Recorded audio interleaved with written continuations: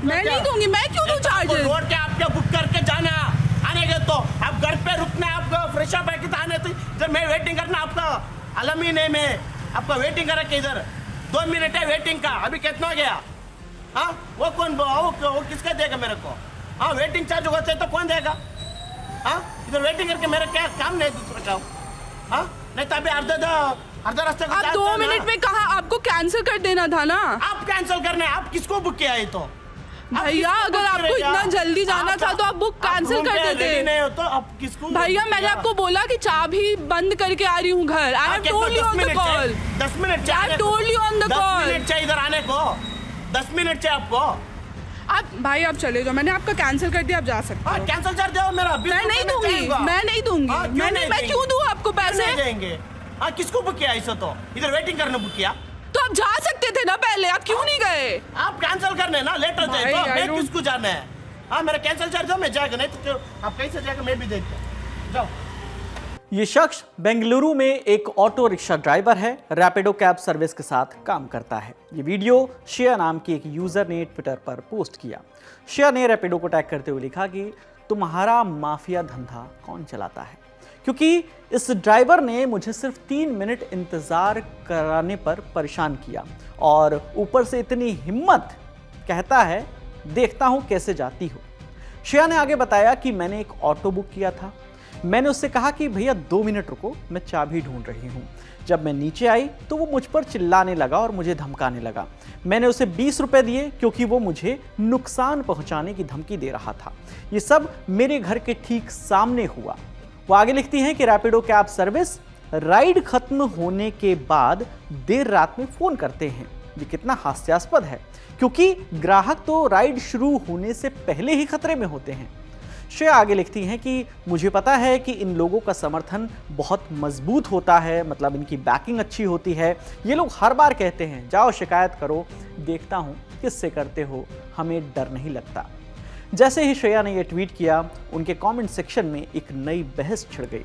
कुछ लोगों ने श्रेया की बात को सही बताया तो कुछ यूजर्स ने ऑटो ड्राइवर का साथ दिया।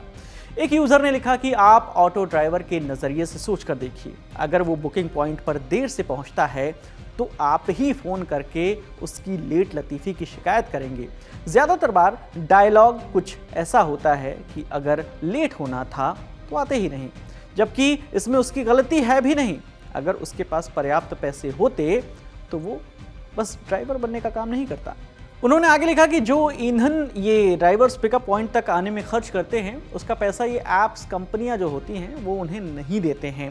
फिर भी ये लोग ईमानदारी से आकर कस्टमर का इंतज़ार करते हैं। वो लिखते हैं कि वीडियो में भी यही बात है, ड्राइवर को इस बात से फ़र्क नहीं पड़ता कि आप चाबी ढूंढ रहे थे कि नहीं, वो पहले ही आपके पास आने का समय और पेट्रोल खर्च कर चुका है। आप उसको 10 मिनट इंतज़ार करवाने के बाद अचानक से कह दें अब जाना है तो जाओ, ये तो गलत है और एक तरीके से ये अहंकारी रवैया दिखाता है। इस स्थिति में आपको विनम्रता दिखाते हुए ऐप के अनुसार उसका वेटिंग चार्ज देना चाहिए था।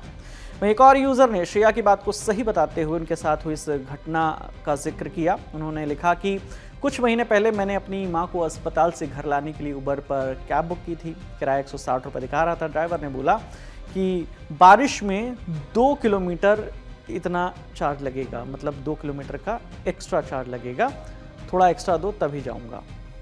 वो बताते हैं कि जैसे ही वो नीचे आए, ड्राइवर ने राइड कैंसिल कर दी।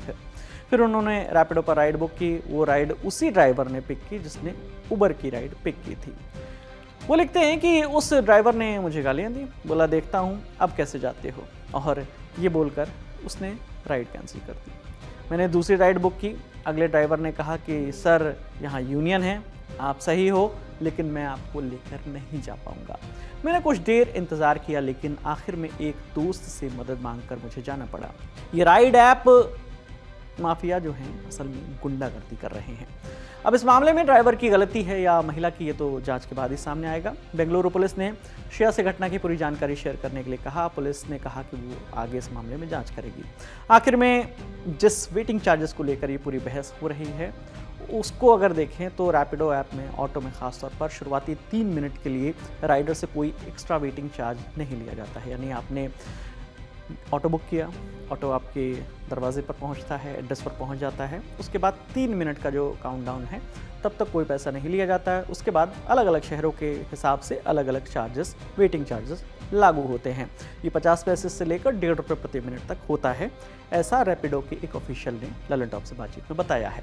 फिलहाल रैपिडो टीम ने ऑटो ड्राइवर को सस्पेंड कर दिया है, ऐसा उन्होंने लिखा है। ये जानकारी भी उन्होंने श्रेया ने अपने ट्विटर पे उसी ट्वीट थ्रेड में ही ये जानकारी दी है। श्रेया ने लिखा कि ऑटो ड्राइवर को मेरे घर का एड्रेस पता है, इसलिए मैं अपनी सुरक्षा को लेकर डरी हुई थी। रैपिडो टीम ने उन दिक्कतों का भी सोल्यूशन दिया है। तो आप बताइए, आपके साथ ऐसा कोई एक्सपीरियंस रहा है ट्रैवल करते वक्त? अगर कोई घटना हुई हो तो कमेंट सेक्शन में ज़रूर बताइएगा। और इसमें कौन सही कौन गलत, ये तो खैर जांच के बाद ही साफ होगा, लेकिन आपका अगर कोई अनुभव है आप हमें बता सकते हैं। आपकी तमाम जानकारी जुटाई है हमारे साथी रक्षा ने। मेरा नाम विकास वर्मा है। देखते रहिए दी ललन टॉप। शुक्रिया।